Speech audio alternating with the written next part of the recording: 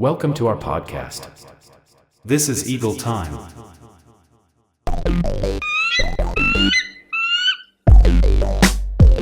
That's the eagle call. You heard it.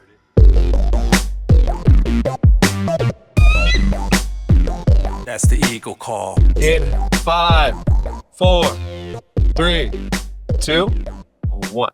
Welcome to our podcast. I'm Audrey. I'm Robert. I'm Christopher. And you're watching Eagle Time from Rodriguez Prep Academy in San Bernardino, California. We're a student-run podcast powered by the creativity and voices of our amazing 6th, 7th, and 8th grade students. Today, we are thrilled to bring you a special episode featuring an inspiring guest whose stories have touched the hearts worldwide. Miss Grande is an award-winning author, memoirist, and advocate whose works, including The Distance Between Us and A Dream Called Home, have shed light on the immigrant experience in the United States. Reyna's journey from a small town in Mexico to becoming a celebrated voice in literature is one of courage, perseverance, and passion. And we can't wait to dive into her story. So sit back, relax, and join us in this meaningful conversation with award-winning author, Miss Grande. Welcome to our podcast, Ms. Grande. Thank you so much. So happy to be here joining you. So just to begin, my favorite book of yours is The Distance Between Us. Oh, thank you. And in that, it shows some of the struggles that you persevered through in your childhood. One of them was when your parents left the United States. What were some of the coping mechanisms you used? When my parents left to the U.S. and I stayed behind in Mexico with my grandparents. And of course, I had my older brother and my older sister. So to me, that was something that made a big difference, was having my siblings with me, especially my older sister, because she was such a wonderful sister, always looking up for me. And she provided a lot of that emotional support that I needed.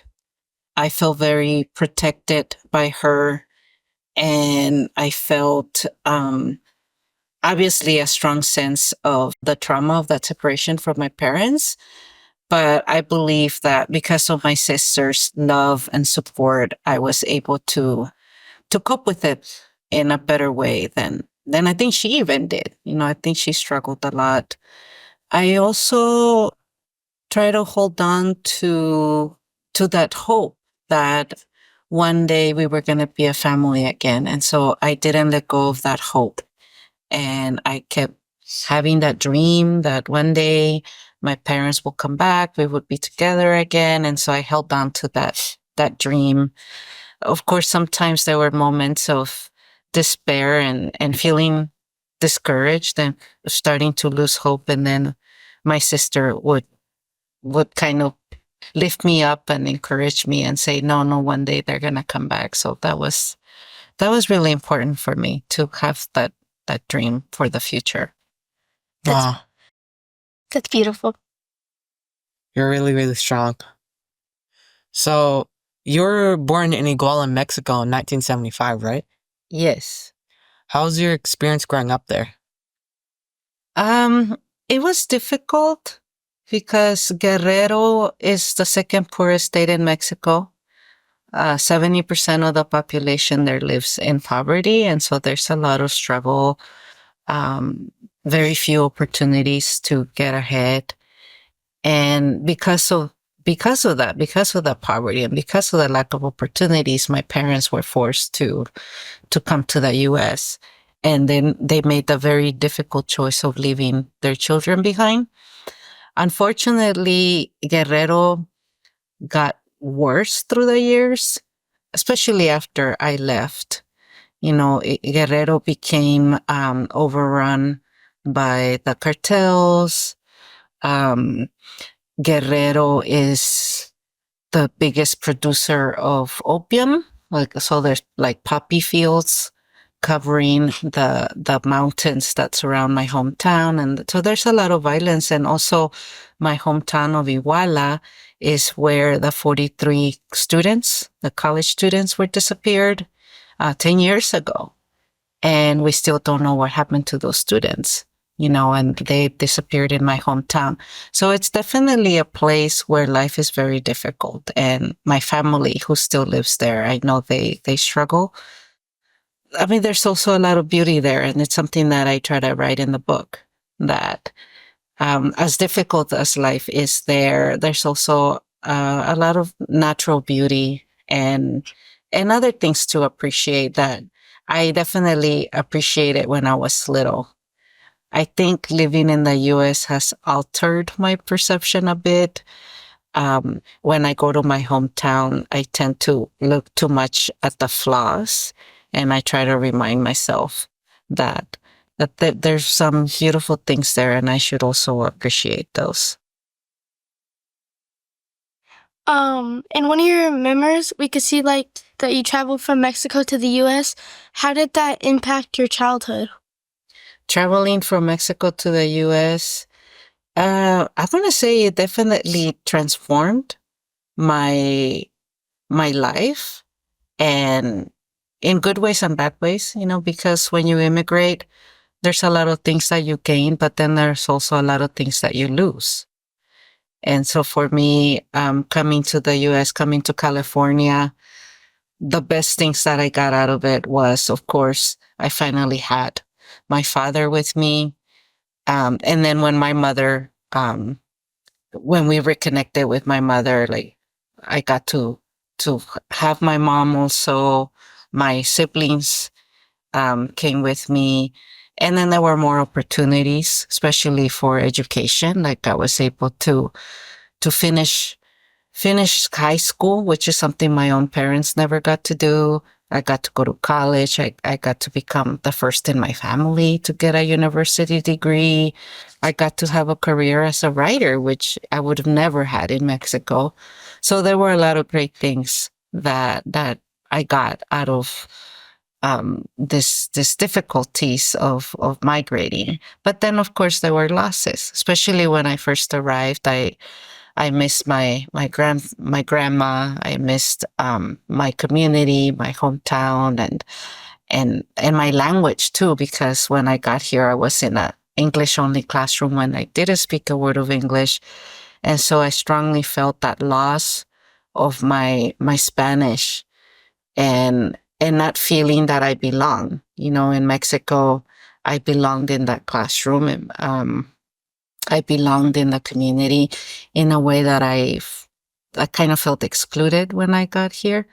And also in Mexico, I had never been racialized before, whereas here, all of a sudden, I start to see myself in racial terms, at being too hyper aware of my brown skin and my Mexican heritage, and just starting to feel like an outsider.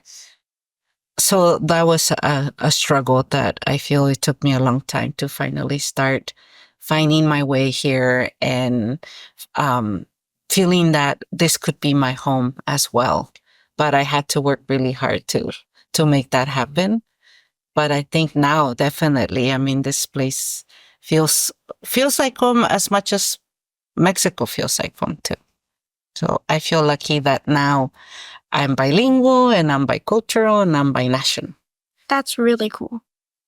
Yeah, and I just wanted to say before I ask my next question, after hearing all that, I just think you're a lot more cooler than Oh. I thought you were before. Oh, well, thank you. But earlier you said that you were the first to attend college, and we actually did some research. And you majored in creative writing and film, right?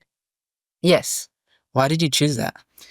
I chose that because my community college teacher, when I started community college, I still didn't really know what I was gonna study. And my teacher, I took a English class with her, and she was the first teacher to ever tell me that I had writing talent, and she was the first teacher who ever encouraged me to pursue a career as a professional writer. And she made me believe that my stories mattered, that I had interesting stories that I could write and share with other people. And so she was actually the teacher that helped me discover that there is such a thing as studying creative writing, because I didn't even know that you could do that in college. So with her support and with her encouragement, I made the decision to major in creative writing. And when I transferred to UC Santa Cruz, I transferred as a literature major with an emphasis on creative writing. And while I was there, I learned that the school also had a film major, and I took a film class. It was like social documentary class where our projects were to make documentaries, and I got to make my first documentary, and I just fell in love with it. So then I added a second major, and then that meant I also got to stay an extra year in Santa Cruz, which was really awesome. And I think that both of these majors, like writing and film, they complement each other. You know, for sure, studying film helped my writing a lot. It helped me to see storytelling from a more visual lens. And when I write, like sometimes I have heard, I don't know if you guys felt this, but sometimes my readers tell me that when they read my books, it's like watching a movie in their heads. And I think it has a lot to do with the fact that I studied film, and so I was able to get some skills when it comes to visual storytelling. I'm really glad I'm really glad that teacher encouraged you, because we all of us here really love your books. Well, thank you so much. And yeah, no, I mean, that's what I love so much about teachers. You know, sometimes they're able to see your potential before you can even see it yourself. And they encourage you, you know, to nurture your talents. They encourage you to plan for the future and to visualize yourself doing things that you didn't know you were capable of. And so I was very lucky when that teacher crossed my path and she entered my life and just made it so much better. And I will be forever grateful to her. And to this day, we're still friends. She has been mentoring me for many, many years now. And this summer, we actually celebrated our 30th year of friendship, which is amazing. Wow, that's so really crazy. Yeah. So on the topic of your books, what was your overall hardest book to write? My hardest book to write, I mean, I think they have open heart for different reasons. You know, my first book, Across 100 Mountains, that one was hard to write because I had never written a book before. And it was a challenge to get to the end, to be able to sustain the writing for that long, you know, to actually finish a whole book. Because before that, I used to write short stories, like 15, 20 pages. But this time I was writing 300 pages. And it's like, how do I get to page 300? And so it took me a long time to finally get there. And after I wrote that first book and I published it, I felt more confident that I could keep writing more like book length stories. And the distance between us was difficult because emotionally, it was a struggle to write about my own experience, and, you know, having to relive a lot of those difficult moments was very hard. And so even though in terms of craft, I felt a lot more confident writing it because it was my third book by then, so I kind of knew what I was doing. But emotionally, it was a very difficult book of reliving a lot of those traumatic moments. And then my latest novel, A Ballad of Love and Glory, that one was really hard. It took me 7 years to finish because it was a historical novel and I had never written historical fiction before. And I read about 100 books, history books, to try to do my research for that novel. So that was a lot. And it was such a struggle to write that book. But when I finished it, I felt that I could keep writing historical fiction because I think now I know how to go about it, how to approach the research without letting myself get so overwhelmed by it. Which one of your books can you like connect to the most out of all of them? Which books can I connect to the most? I'm gonna say I have two. I have Across the 100 Mountains, which was my first one, and then The Distance Between Us. Those are the two that I have a very strong emotional attachment to. And with Across the 100 Mountains, I'm really attached to the book emotionally because when I was writing that book, I was going to write my own story of what it was like when my father left for the US and my siblings and I stayed behind in Mexico. But when I started writing that book, I began to change the story because one of the things that scared me when I was a child was, what if my father never comes back? And that was a big fear that I had as a kid. And so I ended up writing a novel where the girl's father comes to the US to work and then he disappears and she never hears from him again. So she ends up having to leave her hometown to go look for her dad. And to me, it was kind of like writing an alternate reality, like in the multiverse, this is one version of my story. And so I ended up writing this novel wrapped around that fear that I had as a child about my father never coming back. So I'm really attached to that book because of that. And then, of course, I'm attached to The Distance Between Us because that was the book when I finally did write my true story of what happened to me and my siblings when my parents left. And it's a book that was very difficult to write, like I said, like emotionally, but it was also the book that set me on a path towards healing because it gave me a chance to reflect on all the things that had happened and to understand why they had happened, and also to try to understand my parents a little bit more because when I was a young girl, a lot of times I would have a lot of anger and resentment towards my parents for having left me behind for so long, for putting through that very traumatic separation, and for the choices that they made as parents. I used to judge my parents a lot.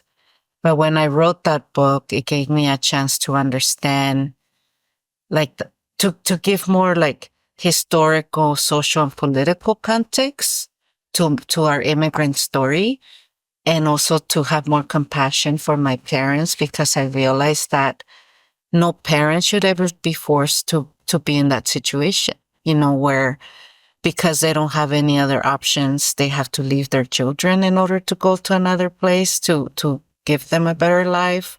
And then also, no parent should ever have to be forced to bring their kids across the border and risk their children's lives. And I understood that more once I wrote the book, that I really needed to have more compassion for my parents because that was a very difficult place for them to be as parents. And also once I became a parent, I realized how lucky I am because I will never have to make those choices. And so what I went through was very difficult, but at least now as a parent, I know that my own children will never have to go through that. So that makes it worth it to me. Many of your books talk about the resilience that you had throughout your childhood. And how do you reflect on your books and find hope and strength in your own personal life now? Yeah. I think, it's hard for me to say, oh, look, I'm so resilient. Oh, look, I'm so this.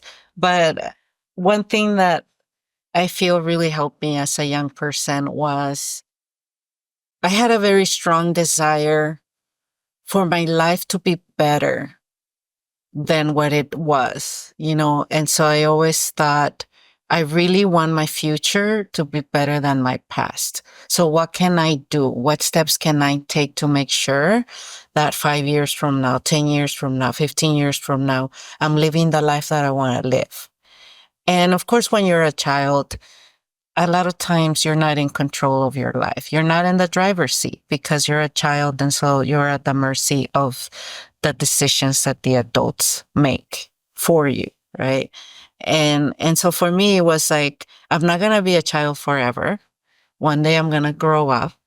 And so what can I do to make sure that once I become an adult, I can have more agency, I can make my own decisions, I can be more in control of my life, and that I get to live the life that I want and be the person that I want to be. So I always had that desire. And that really carried me through like my childhood and my young adulthood, because I knew that one day I was going to have that opportunity to finally make the choices. And I wanted to make sure I made some good choices, you know? And so I worked very hard towards that. And having goals has always been very helpful for me. I'm really good at setting goals for myself. And I'm also good at understanding that sometimes I'm going to go on detours, because that's how life is. You know, life sends you the wrong way, and then you have to reroute and get back on the path again. And so I have an internal GPS that every time I got lost, it always brought me right back to the right road. Okay, just to wrap it up, what advice would you give to to a child that is going through the same or went through the same things that you went through? Yeah. And be kind to yourself, you know, be kind to yourself, be patient also, and understand what I just said, that it's not always going to be like that. And as much as you might not have a lot of control over your life at the moment, you cannot control what other people do and what other people say, but you can control how you react to those things. And so whatever, as little as you have to control, do a good job controlling that. And so control your thoughts and yourself and your actions, and just take a little step every single day. Take a little step towards the kind of life that you want to have, because one day the time will come when you are older, when you have more options, but make sure that you don't give up along the way, you know. So be patient and don't lose hope, and just keep working hard, because you deserve to have a good life and to be the person that you want to be, you know, somebody that you can be proud of. Well, that was the Eagle Time podcast. Thank you so much for joining us, and thank you for watching. Thank you. Thank you so much for your wonderful questions.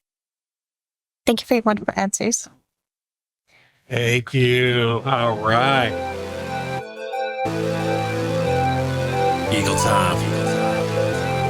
You hear it? It's coming. Eagle time, eagle time, eagle time, eagle. Eagle time, eagle time, eagle time, eagle time, eagle time, eagle time, eagle time, eagle. Eagle time, eagle time, eagle time, eagle time.